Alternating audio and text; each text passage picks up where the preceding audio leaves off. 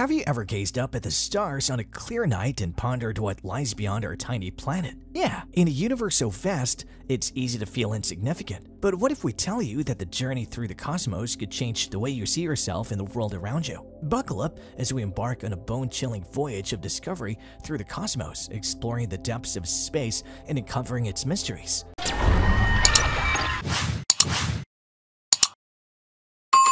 Starting with the universe and its size. Well, the universe is a complex entity, encompassing everything that we know and everything that we have yet to discover. Just vast beyond our wildest imaginations. Seems pretty huge, but how much? To make things a bit clear, let's take a look at the size of our home planet. Well, the Earth's diameter of 12,742 kilometers seems large to us, but when compared to other celestial bodies like Jupiter's diameter of 139,822 kilometers, it's quite small. However, even Jupiter is just a speck in the grand scheme of things, as the nearest star to our solar system, Proxima Centauri, is 4.24 light-years away. To truly grasp these distances and the size of the universe, we can turn to the cosmic distance ladder scale, which measures distance in light-years, or the distance light can travel in 1 year, where the diameter of the observable universe, for instance, is estimated to be around 93 billion light-years. To put this in perspective, if you could travel at the speed of light, it would take you 93 billion years to cross the universe from one end to the other. Our very own Milky Way galaxy has an estimated diameter of about 100,000 light-years. However, our galaxy is just one of an estimated 100 billion galaxies in the observable universe, each hosting billions of stars with their own solar systems and the potential for life. Moving on to our own solar system. While the inner planets may seem relatively close to each other, the vast distances within our solar system become more apparent as we move outward. The distance between Earth and the Sun, for instance, is approximately 150 million kilometers, or 1 astronomical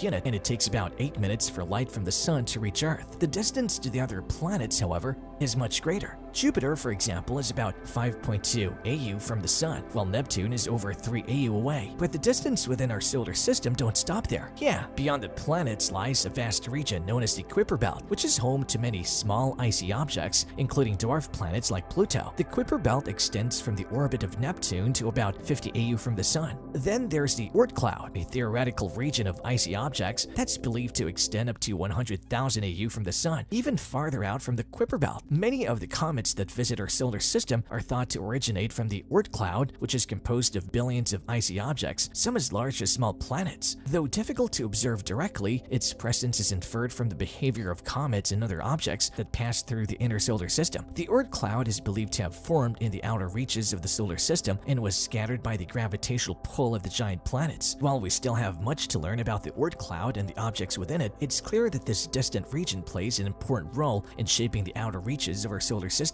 Now you must be thinking, how to locate any object in such a huge expanse? Well, astronomers use a system of coordinates to locate objects in space, much like longitude and latitude on Earth. One commonly used system is equatorial coordinates, based on the position of the Earth's equator projected out into space. These coordinates use right ascension, similar to longitude, and declination, similar to latitude, to locate objects in the sky. Right ascension is measured in hours, minutes, and seconds, while declination is measured in degrees, with 0 degrees being the celestial equator. Another coordinate system used by astronomers is galactic coordinates, based on the position of the Milky Way galaxy. The system uses longitude and latitude, with the center of the Milky Way as a reference point. The longitude is measured in degrees eastward from the galactic center, while the latitude is measured in degrees above or below the galactic plane. So these coordinates are used to locate objects in the universe, including stars, galaxies, and nebulae. The Andromeda Galaxy, for instance, one of the nearest galaxies to our Milky Way, has equatorial coordinates of roughly 0 hours, 42 minutes, 44 seconds right ascension and plus 41 degrees, 16 feet, 9 inches declination. By using these coordinates, astronomers can find the Andromeda Galaxy in the night sky